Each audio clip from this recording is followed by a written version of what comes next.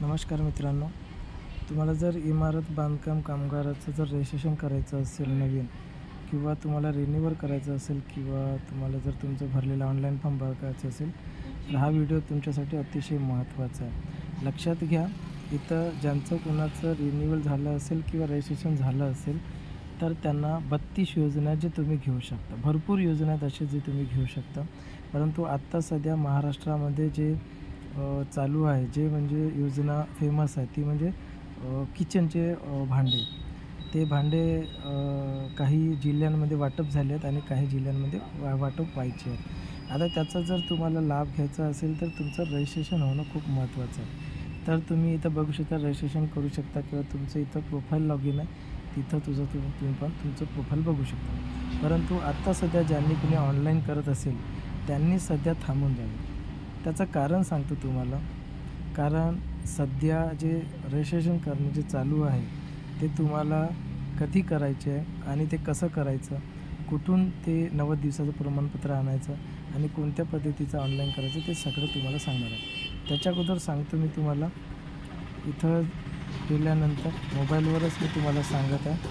खाली तुम्हाला इथे तुम्हाला दिसेल डाउनलोडचं ऑप्शन. हे बघा, डाउनलोडचं ऑप्शन आहे. डाउनलोडवर तुम्ही गेले का इथे तुम्हाला कन्स्ट्रक्शन वर्कर रजिस्ट्रेशनचं फॉर्म आहे. त्याच्यानंतर 90 दिवसाचं प्रमाणपत्र. आता हा जो वरचा जो 90 दिवसाचं प्रमाणपत्र हा आहे ग्रामपंचायतचा, ज्याच्याकडून तुम्हाला ग्रामसेवककडून घ्यायचं आहे. ठीक आहे, हा ओपन झाला. इथं लक्षात घ्या, वरती लिहिलेलं आहे ग्रामपंचायत, महानगरपालिका किंवा नगरपंचायतमधून घ्यायचं 90 दिवसाचं प्रमाणपत्र आहे. इथं तुम्हाला गोल शिक्का मारून जावक क्रमांक लिहायचा आहे, जावक दिनांक लिहायचा आहे. इथं तुमचं ज्यांचं कुणाचं ऑनलाईन फॉर्म भरायचं आहे त्यांचं फोटो चिपकवायचा.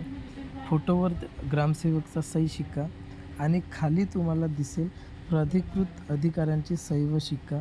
इथे सुद्धा ग्रामसेवकाचा शिक्का.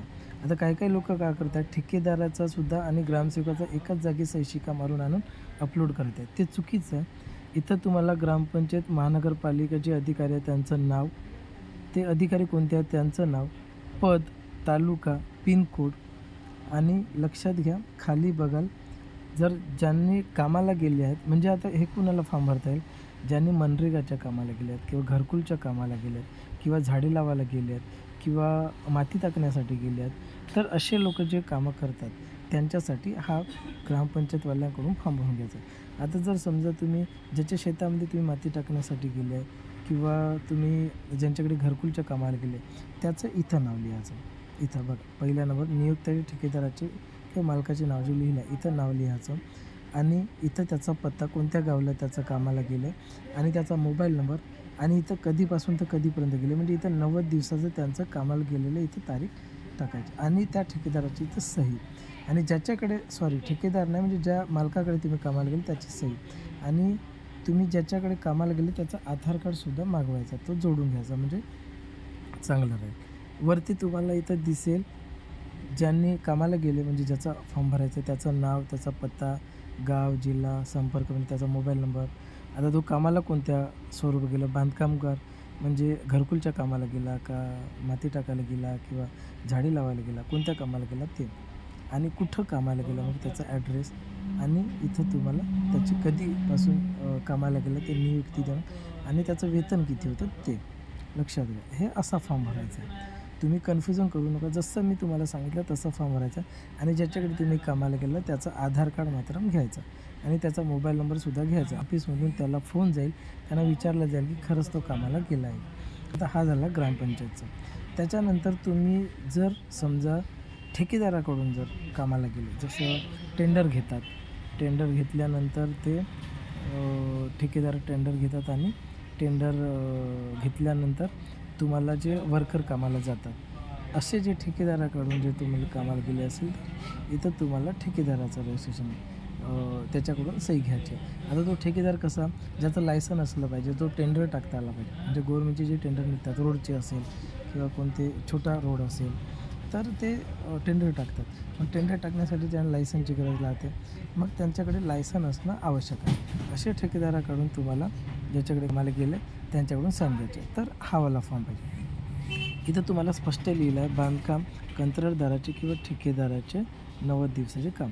मग त्याचा आवक जावक क्रमांक लिहायचा, त्याचे दिनांक, इथे तुमचा फोटो चिपकवायचा, इथे ते ठेकेदाराचा सही शिक्का आणि खालीसुद्धा लिहिलं आहे ठेकेदाराचा इथं सही शिक्का. आता त्याचे ठेकेदाराचे नाव, त्याच्या ठेक्याचा हे असतो जसं दुकानाचं नावासारखं तो ठेक्याचं नाव असतो, ते नाव, त्याचा नोंदणी क्रमांक असतो.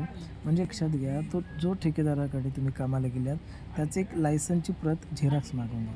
म्हणजे इथं नोंदणी क्रमांक टाकायचा राहते, विभागाच्या PWDचा आहे का कोणता इंजिनियर आहे तो, आणि त्याचा पत्ता टाकल्यानंतर मग तुमचे इथं डिटेल्स, कामगाराचे नाव, कामगाराचा पत्ता, कधीपासून कधीपर्यंत केले, एकूण दिवस, आणि कामगाराच्या सध्याचे तुम्ही कुठं काम केले बा ते, आणि इथं सही.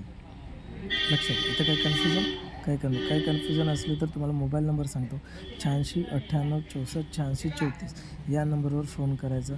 आणि कुणालाही ऑनलाईन फॉर्म भरायचा आहे तुम्ही व्हॉट्सअप करू शकता या नंबरवर. व्हॉट्सअपवर तुम्ही डॉक्युमेंट पाठवल्यानंतर तुम्हाला अचूकपणे तुम्हाला फॉर्म भरून दिला जाईल. हा झाला फॉर्म. आता तुम्हाला दोन्हीची तुम्हाला माहिती सांगितलं आहे, दोन्ही फॉर्म कशा पद्धतीचे असतात. आता तुम्हाला रजिस्ट्रेशन कधी करायचं आहे, एक गोष्ट लक्षात घ्या, आता सध्या आचारसंहिता चालू आहे आणि याचे फॉर्म भरणे बंद आहे. तुम्हाला सांगतो, इथं तुम्ही नवीन रजिस्ट्रेशनवर क्लिक केले का, त्याच्यावर तुम्हाला इथं लिहिलेलं आहे, लक्षात घ्या, न्यू रजिस्ट्रेशन. एक मिनिट तुम्हाला हे करून दाखवतो म्हणजे लक्षात येईल.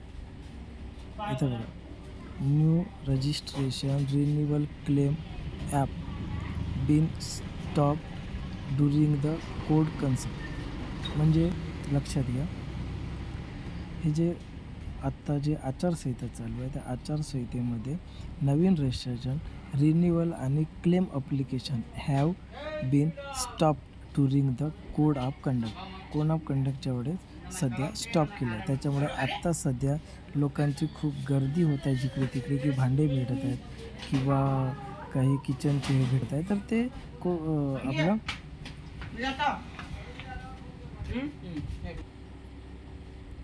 ते आचारसंहितेच्या पहिलेचे. आचारसंहिता लागल्यापासून नवीन रजिस्ट्रेशन करणं किंवा रिन्युअल करणं किंवा क्लेम करणं किंवा कोणतेही हे काम सध्या बंद केलेलं आहे. त्याच्यामुळे तुम्ही असं समजू नका की सध्या चालू आहे, आम्हाला भांडे मिळतील, कुणी तुम्हाला फसवेगिरी करत आहेत किंवा आम्ही करून देऊ. तर सध्या मात्र तुम्ही थांबून जा, सध्या याची वेबसाईट चालत नाही आणि तुम्ही सध्या फॉर्म भरून घेऊ नका. ओके. आणि तुम्हाला पुन्हा काही जर कन्फ्युजन वाटत असेल तर तुम्ही माझा नंबर तुम्हाला पुन्हा एकदा सांगतो, 86 98 64 86 34 या नंबरवर तुम्ही मिस कॉल देऊ शकता किंवा व्हॉट्सअपही करू शकता काही प्रॉब्लेम असलं. आणि जेव्हा केव्हा सुरू होईल तेव्हा तुम्हाला व्हिडिओ टाकला जाईल. आमचं यूट्यूब चॅनल आहे नेमो घरपोच ऑनलाईन सेवा, हा यूट्यूब चॅनल आहे, याला तुम्ही सबस्क्राईब करून ठेवा. म्हणजे जेणेकरून जेव्हा केव्हा चालू होईल किंवा जेव्हा केव्हा योजना सुरू होईल तुम्हाला ती माहिती कळवली जाईल. धन्यवाद मित्रांनो.